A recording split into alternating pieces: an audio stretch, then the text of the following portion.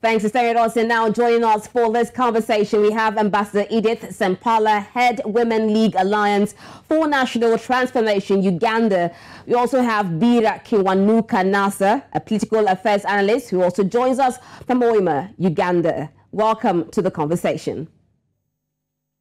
So I'd like to begin with you, Ambassador Ssempala. I wonder the mood in Uganda, but tell us, how does Muhoozi Kainerugab's recent behavior on social media and the statements he has made reflect on his father's leadership and the current political climate in Uganda? Yeah, first and foremost, good evening, everyone.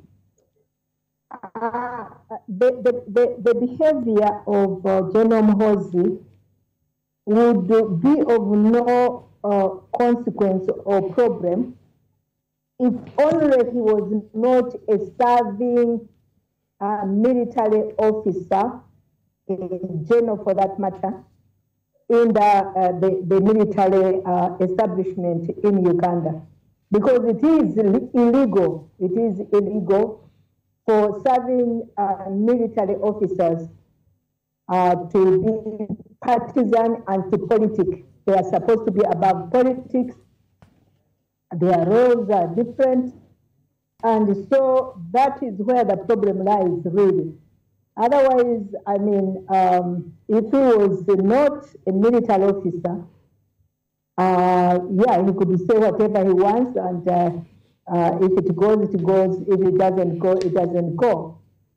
So the people in Uganda, therefore, are interested to make sure that he also adheres to the rule of law in Uganda, because no other military done what he has done with it. So it is absolutely wrong.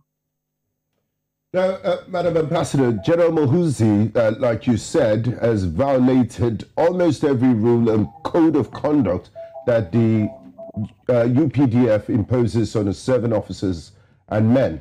He has explicitly spelled out his political ambitions, including referencing intentions to take state power, a taboo subject for most serving Ugandan military officers. My question to you, Ambassador, is General Muhoozi above the law, and why are there no consequences for this clear violation of Ugandan law?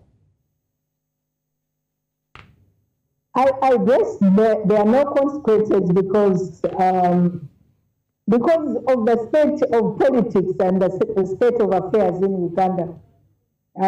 He's the son of the president and the commander-in-chief. So the one to put him in order happens to be his father, and therefore he has not, probably because of that, he has not done that. Whereas he has actually put to order other serving soldiers who have attempted to do even much less than what General Muhoozi has done. Okay, now, Ambassador Ssempala, now still looking at these issues here. I mean, there are rumors that Kainerugaba is being groomed to take over from his father. So with this recent talks on Twitter and lots of things going on social media, how does it actually impact his political ambitions for Kainerugaba? Really, I really don't think it impacts positively. One, because it is distasteful the way it is done. You are also aware that he has attacked neighboring countries and foreign countries. So you are imagining somebody aspiring to be a president of the country would be who would be then the head of diplomacy for the country, trying to attack other countries. I don't think it has gone well with other countries. Definitely it has not gone well with Uganda. And Uganda is a republic. We are not a monarch. So whereas he has a right, like everybody, to aspire and to try to be a national leader and and the president for that matter. But the way to do it, that is not the way to do it. Thank you, Ambassador. So I think he uses, yes. Thank you, Ambassador Ssempala. I'd like to bring in our second guest on this topic.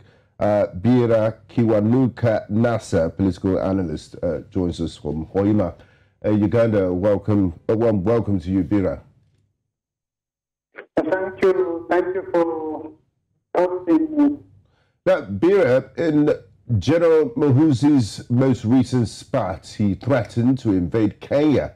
His father, the President Museveni, had to issue an apology on behalf of his 48-year-old son to the Kenyan public and field a call with his Kenyan counterpart, President William Ruto. General Muhoozi has remained defiant. He's still on Twitter. He still tweets. So what does this tell us about the character of General Muhoozi Kainerugaba? Well, first and foremost, I must say that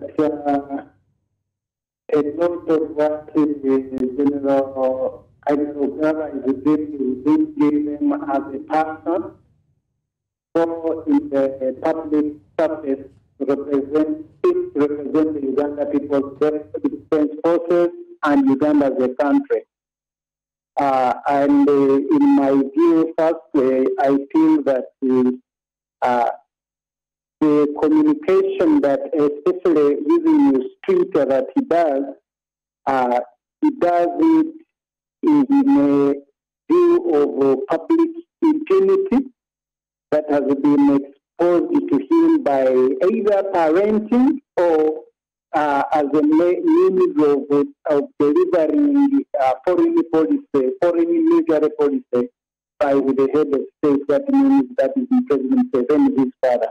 But by and large, a lot of what the general is communicating is first of all unlawful, so they seem to represent our country. And I must as well say that they are even contrary to the Ugandan law before you think about international law. Okay, now Ambassador Ssempala, now aside from the flurry of tweets that General Kainerugaba has made in Uganda, we also see him in a position in which he actually played an important role in restoring relations between Uganda and Rwanda, which led to the opening of the border between Uganda and Rwanda.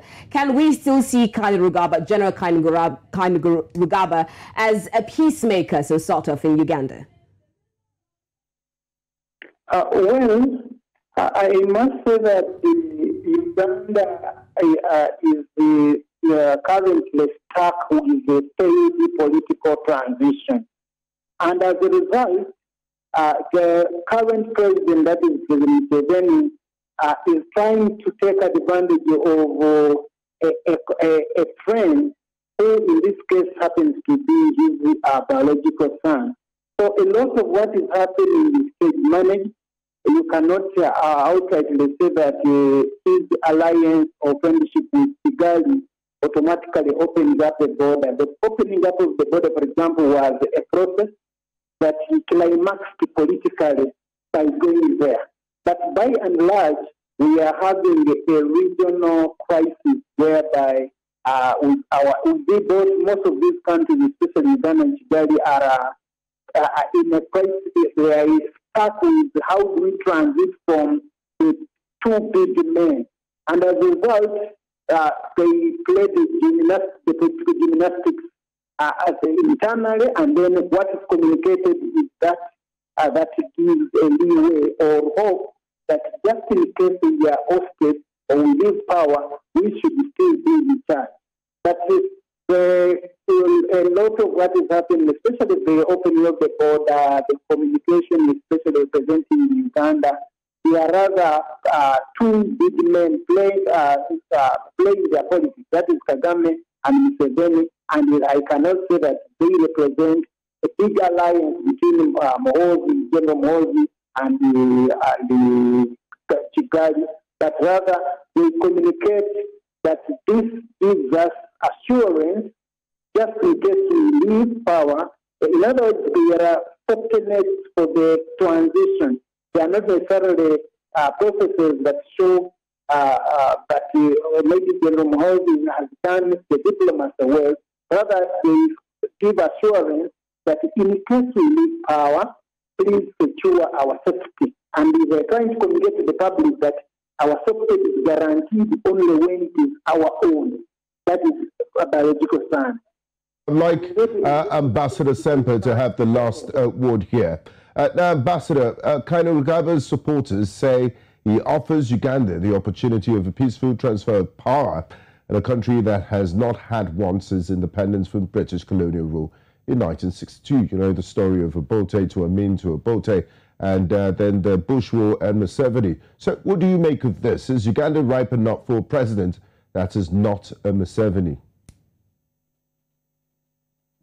Yeah, I think Uganda is ripe for democracy. Uganda is ripe for free and fair elections. And that is what the people of Uganda are demanding. There is no way you can have a peaceful, imposed leader cannot bring about peaceful change. So I really don't think that that is correct.